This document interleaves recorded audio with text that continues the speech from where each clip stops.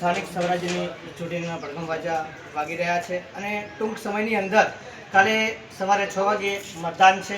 તો હાલ સોનેત ગામ પ્રાથમિક શાળાની અંદર મતદાન કાર્યક્રમ યોજાવાનો છે અને હાલ તમે જો તો ઈવીએમ અને બૂથ પણ આવી ગયા છે અને મતદાન કરવા માટે લોકો પણ આતુરતાની અંદર રાહ જોઈ રહ્યા છે.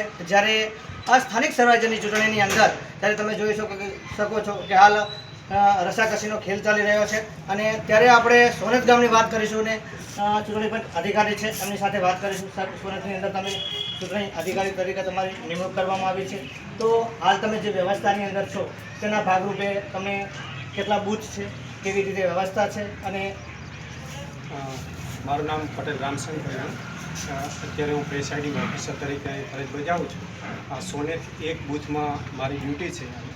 સ્થાનિક સ્વરાજની ચૂંટણીમાં સોનેતમાં કુલ 3 બૂથ છે, જેમાં 2 બૂથ પાકા બિલ્ડિંગમાં ત્યાં છે. અહીં એક બૂથ પહેલો નંબરનું બૂથ મારી પાસે છે.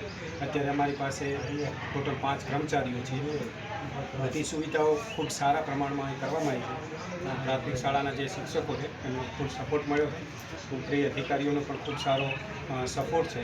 ગામ લોકોનો પણ ખૂબ સારો વ્યવહાર છે અને આવતીકાલે સવારે 6 વાગે મોક પોલ ચાલુ કરીશું અને 7 વાગે મતદાન ચાલુ થશે અને સાંજે 6 વાગે મતદાન પૂરું થશે. હાલ મતદાન કરવા માટે ઈવીએમ મશીન પણ આવી ગયા છે અને બધી જ વ્યવસ્થા પણ કરી દેવામાં આવી છે. પણ હાલ જે વ્યવસ્થા કરી છે એના ભાગરૂપે આચારસંહિતાનો પણ થઈ રહ્યો છે. હાલ પણ બેનર પણ લાગી રહ્યા છે. એ બાબતે તમે શું કહેવા માંગો છો? બેનરો જે અમારા ક્રાઇટેરિયામાં આવે છે એ બેનરો અમે હટાવી દીધા છે.